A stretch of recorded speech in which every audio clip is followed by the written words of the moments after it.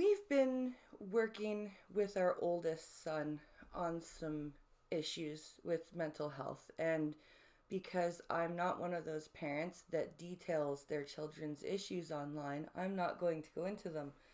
But it got me thinking that as a whole, society has decided that mental health is not just an actual health concern, which it is.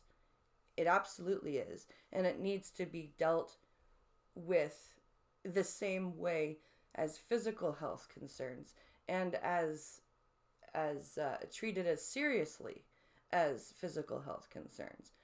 But we as a society have moved past that, and we have gone to excusing bad behavior because of mental illness. And it is that reason that we are seeing an entire generation of children growing up thinking that it is perfectly acceptable to throw tantrums as an adult in public when you don't get what you want or you are finally faced with the consequences of your actions. We are faced with a generation of adults that when they are faced with consequences, you see it in so many of the police videos now. They want to call their parents when they're in their late 20s, even they're in mid to late 20s. They get arrested and they immediately want to call their mom from their cell phone before they get to the jail. They're not looking for an attorney. They're not looking for anything. They want to call their mom. That's their first thing. And it's this is why I keep saying that it's not going to be an asteroid that falls from the sky. It's not going to be climate change. It's not going to be, volcanism. It's going to be our own de-evolution. The fact that we as a society are not looking at our children and going, look, I get it.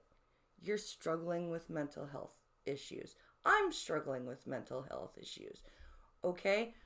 It sucks. It's hard.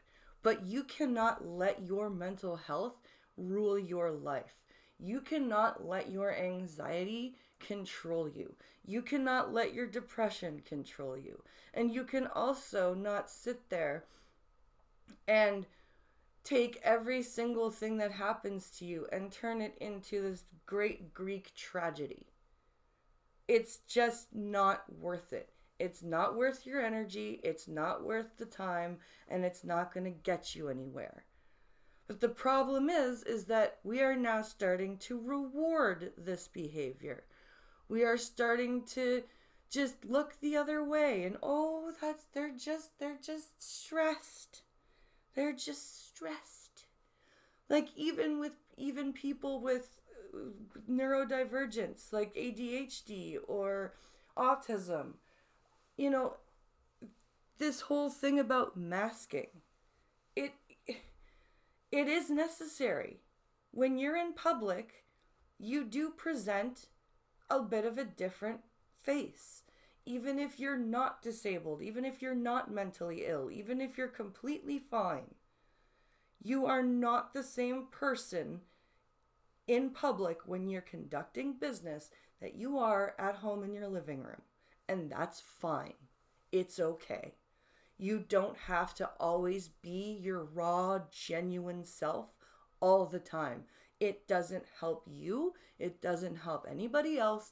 And quite frankly, it puts you in more danger than it does keep you safe. There is a reason to put on a mask.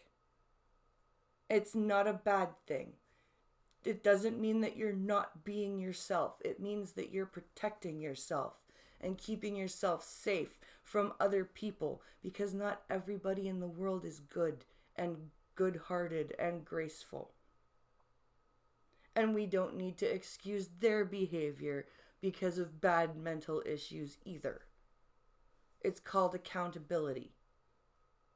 We don't, if somebody has Crohn's disease, They still know that they have to go to the bathroom if they're having an incident. They don't just vomit and shit all over the place and go, oh, sorry, I have Crohn's disease. I guess you have to clean that up now. So why is it okay for somebody with depression or anxiety to verbally just shit everywhere and hurt other people with their actions and just, oh, they're mentally ill. It's okay. It's okay. It's fine. They're mentally ill. Just deal with it. No. No.